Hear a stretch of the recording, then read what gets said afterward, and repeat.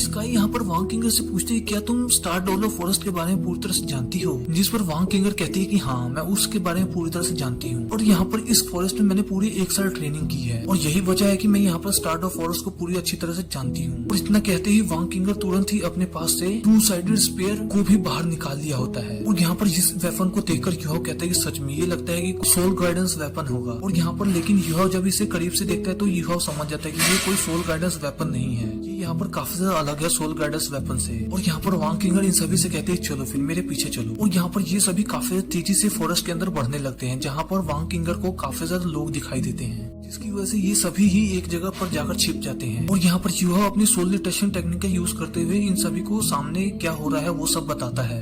यहाँ पर इस जंगल के अंदर 3 इवल सोल्स मास्टर होते हैं जो कि एक रैट को पकड़कर उसकी सोल को पूरी तरह से रिफाइन कर रहे होते हैं।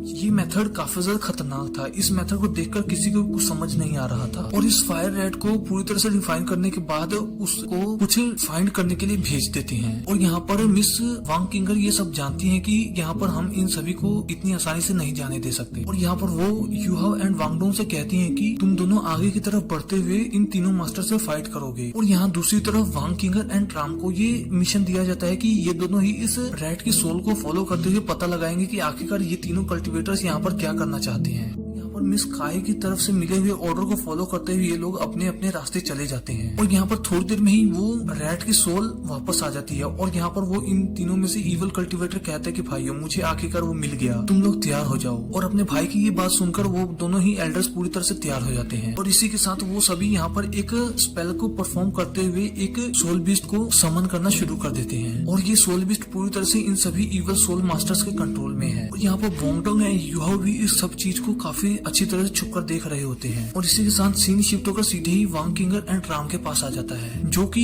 यहाँ पर इस रैट की सोल को फॉलो करते हुए एक केव के पास पहुंच जाते हैं। और ये लोग ये नहीं समझ पा रहे होते कि आखिरकार इस केव में क्या है, आखिरकार वो तीनों इवल कल्टिवेटर्स इस केव की तलाश क्यों कर रहे हैं। यही जानने के लिए दोनों ही इसके अंदर जाने लगते हैं। और अंदर जाते हुए इन तीनों को पता लगता है कि अंदर क्या हो रहा है। और यहाँ पर ये दोनों ही फाइट करने के लिए पूरी तरह से तैयार हो जाते हैं। तभी यहाँ पर हमें राम के पीछे का सीन दिखाया जाए जहाँ पर एक गोल्डन क्ला बियर समन हो जाता है और ये बियर काफी ज्यादा गुस्से में लग रहा होता है। और यहाँ पर मिस वांग किंगर इससे फाइट करने के लिए पूरी तरह से तैयार हो जाती है। और यहाँ पर राम तो अच्छी तरह से जानता है कि आखिरकार ये गोल्डन क्ला बियर कितने ज्यादा पावरफुल हो सकते हैं, जिसकी वजह से वो यहाँ पर इनसे फाइट ना कर पीछे जाना चाहता है। और यहाँ पर वांग किंगर पीछे नहीं हट रही और इससे फाइट करना चाहती है, जिसकी वजह से मजबूरी में आकर राम को भी नीचे इससे फाइट करने के लिए आना पड़ता है ताकि वो यहाँ पर वांग किंगर की मदद कर सके। और यहाँ पर ये सब देखकर वांग किंगर को काफी ज्यादा अजीब महसूस होता है, क्योंकि आज से पहले उसने कभी भी किसी टीम के साथ मिलकर फाइट नहीं की थी। और यहाँ पर वांग किंगर को युहाओ की बात याद आती है, जहाँ पर युहाओ ने इससे कहा था कि हम सभी टीममेट्स हैं और टीममेट्स एक दूसरे के साथ ही मिलकर सब काम करते हैं। और यहाँ पर ये लोग फाइट कर पाते इससे पहले ही राम वांग किंगर को रोकते हुए कहते हैं कि रुक जाओ, ये गोल्डन क्ला बियर कुछ अजीब बिहेव कर रहा है। तभी इसकी नजर उसके पीछे मौजूद 2 छोटे से बच्चों पर पड़ती है, जिन्हें देखकर ये लोग समझ जाते हैं कि ये जरूर इन्हीं दोनों बच्चों की माँ है और ये यहाँ पर अपने बच्चों को प्रोटेक्ट करना चाहती है। और यहाँ पर राम की ये सारी बातें सुनने के बाद वांग किंगर भी पूरी तरह से इस सिचुएशन को समझ जाती है।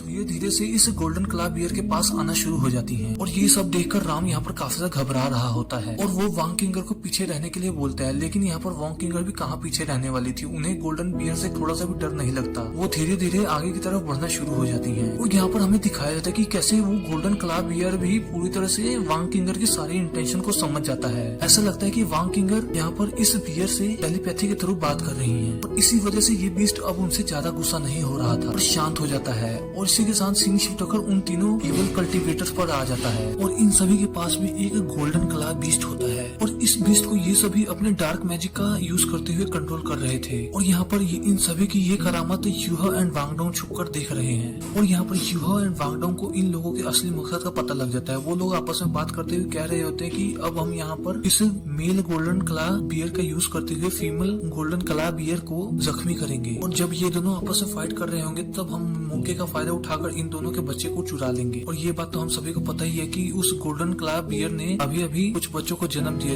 जिसकी वजह से वो काफी ज्यादा वीक है और हम लोग उसे काफी आसानी से अपना पेट बना सकते हैं। और हमारे लिए तो यहाँ पर सबसे ज्यादा बड़ा ट्रेजर तो इनके ये छोटे बच्चे हैं, जो कि हमारे आगे चलकर काफी ज्यादा मदद करने वाले हैं किसी भी फाइट में। और यहाँ पर इन सभी की ये सारी बातें सुनकर वांग डोंग एंड युहाओ काफी ज्यादा गुस्सा करने लगते हैं और कहते हैं कि सच में ये काफी ज्यादा कमीने लोग हैं। और यहाँ पर युहाओ वांग डोंग से कहते हैं कि मुझे लगता है कि कल रात जो हमारे ऊपर हमला हुआ था उसका रीजन भी यही तीनों ही थे। इन्होंने कल रात को ही इस गोल्डन बियर बीस्ट को मारकर उसको अपना पेट बना लिया है और इसी वजह से वो सभी बबून से घबराकर वहाँ से भाग गए थे। और यहाँ पर इन तीनों में से एक एल्डर काफी ज्यादा घबराया होता है और वो कहते हैं कि ब्रदर, हम यहाँ पर स्टार्ट ऑफ फॉरेस्ट के काफी ज्यादा अंदर आ चुके हैं। यदि यहाँ पर हमारे आने की खबर किसी बड़े बीस्ट हो गई तो हम यहाँ पर नहीं बचने वाले। और वो कहता है कि तुम्हें फिक्र करने की कोई जरूरत नहीं है, क्योंकि यदि किसी को भी पता चल गया कि हम सभी यहाँ पर आए हैं तो इसके लिए मेरे पास पहले से एक बैकअप प्लान तैयार है। और इतना क्या, वो लीडर तुरंत ही अपने पास से 7 श्रेक डेविल्स का एक मास्क उठाते हुए कहता है कि ये देखो, तुम सभी इस मास्क को तो पहचानते ही होगे। और यहाँ पर इस मास्क के ऊपर खून लगा होता है, जिसे देखकर युहाओ काफी आसानी से पहचान जाता है कि आखिरकार ये किसका है। और ये इवल सोल मास्टर अपने साथियों से बताते हुए कहता है ये श्रेक एकेडमी की एक डिसाइबल का है, जो कि अपने दोस्तों के साथ हमारे इवल सोल मास्टर के अड्डे में घुस चुका था और इसके बाद उसने खुद को सेल्फ डिस्ट्रक्ट कर लिया। और यहाँ पर उसी लड़के के मरने के बाद मुझे ये मास्क वहाँ पर मिला था। और मेरा पूरा प्लान यही है, यदि किसी बड़े बीस्ट को हमारे आने की खबर यहाँ पर पता लग जाती है तो मैं यहाँ पर उस जगह पर इस मास्क को छोड़ दूंगा। और इसका मतलब तो तुम साफ साफ समझ ही गए, जैसे ही ये मास्क उन सभी को मिलेगा तो वो सभी समझ जाएंगे कैसे श्रेक एकेडमी ने उन सभी के ऊपर हमला किया है। और इसी के साथ हमारा ये एपिसोड यहीं पे खत्म हो जाता है। तो मिलते हैं आपसे नेक्स्ट वीडियो में।